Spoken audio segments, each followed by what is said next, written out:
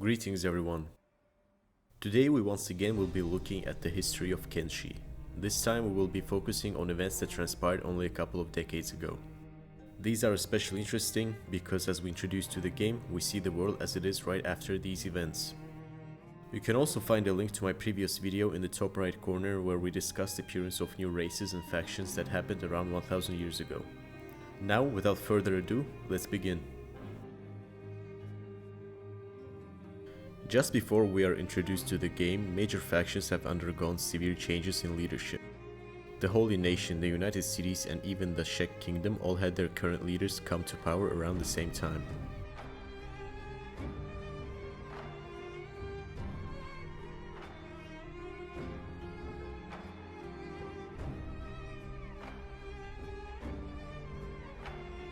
When the first Phoenix had freed the humans from oppression, established the Holy Nation, and started leading humankind into a new dawn, he knew that his reign would not last forever, and hatched a plan, the purpose of which was to preserve the Holy Nation and all that it stands for. On his deathbed, he proclaimed that right after his death, he will be reborn as a phoenix in a body of a first male child that was born right after his death. Since then, every time a phoenix died, a new one would immediately be found and placed upon a throne of the Holy Nation.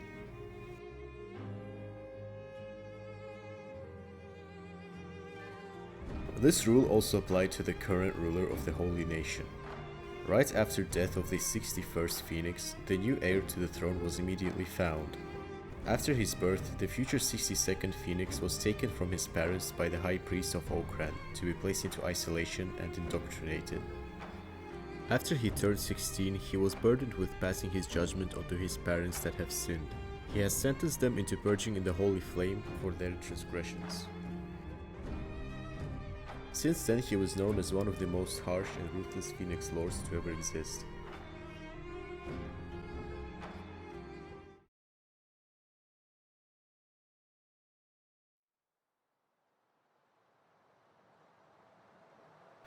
As I mentioned in the previous video, the United Cities strived to right all wrongs that the old Empire of Catlon committed.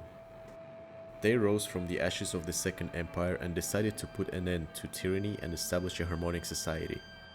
All was going well and according to plan until the southern plains of the empire suffered a terrible drought. Food is already an expensive resource in the world of Kenshi, but during this drought, virtually all food disappeared. Both nobles and commoners alike faced the prospect of starvation, so they decided to get their food with the help of Traders' Guild. The guild would send many caravans with food from north to the starving population of the southern cities.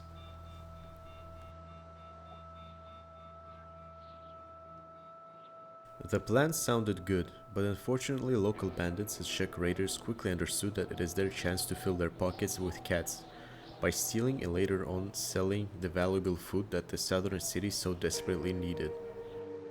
Bandits and raiders have blockaded all the roads that lead to the southern part of the empire and robbed every caravan they could, stealing the supplies and condemning the population to starvation. The little food that got through was quickly taken by the nobles, and poor people had to acknowledge the fact that they were left to starve to death, and so they decided to rebel. The ensuing carnage took many lives of both commoners and nobles. At first, the rebellion seemed to be successful, even taking a life of Emperor Anzai, but eventually it was put down and all the survivors were enslaved. The aim of the rebellion was to make the nobles acknowledge the existence of poor people and treat them fair.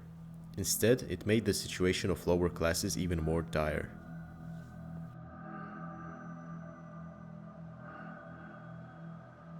The new emperor was selected from the nobles that survived the rebellion, and his name was Emperor Tengu. He was also known for being a cruel and impulsive man who lacked common sense and cared not for the sufferings of those below him. As a result of his rise to power, the poor faced even greater oppression from the upper classes. If you are too poor, you will simply be enslaved and sold off to work in a quarry somewhere in the desert, because you have threatened the prosperity of the United Cities.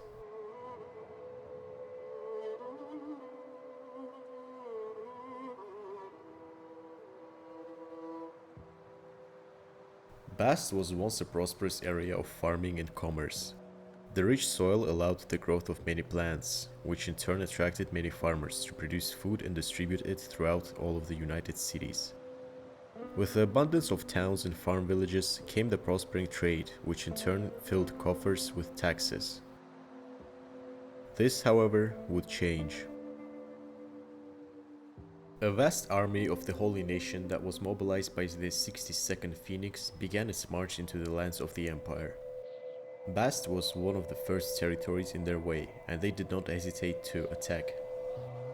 Within days of fighting, the main city of Bast was destroyed, and all the farms and villages were either burned or abandoned. The Holy Nation soldiers burned all the civilians in the Holy Flame, and kidnapped all the children to send them off to Rebirth. It is unknown what exactly has caused the conflict. One of the catalysts might be the fact that Emperor Tengu and the ambitious nobles might have attempted an incursion into grasslands, and so the 62nd Phoenix decided to strike first. The area of Bast has transformed into a battlefield. The conflict became a stalemate, but the fighting still continues to this day. Scavengers from all over the world are attracted to this place, trying to salvage all the weapons, armor and supplies they can, but often forgetting about their own safety, being accidentally decapitated by a paladin's heavy cleaver and becoming another body in the field, waiting to be stripped off of their gear and supplies by another ambitious scavenger.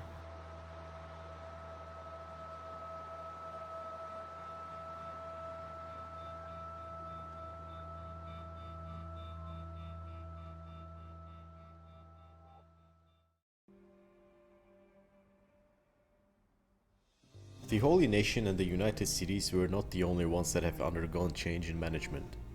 King Shaggar, the ruler of the Shek Kingdom, was a true warrior. He believed firmly in importance of battle, and death at the hands of a warrior was the ultimate honor for him. All Shek warriors share this sentiment, but a ruler should also be concerned with the prosperity of his kingdom and preservation of his people. Shaggar was not such a ruler.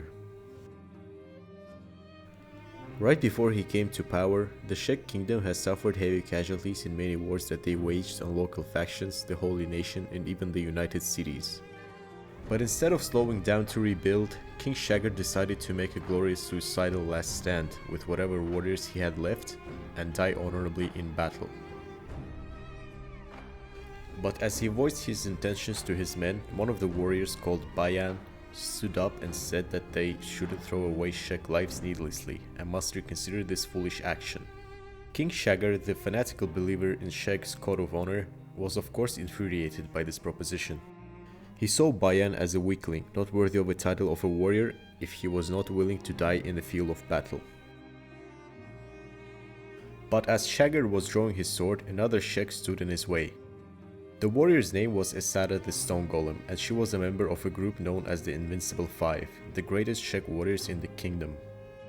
She proclaimed that Bayan told the truth, that the Shek had to slow down and rebuild their forces. A suicidal all-out attack could put an end not only to their kingdom, but endanger their species as a whole.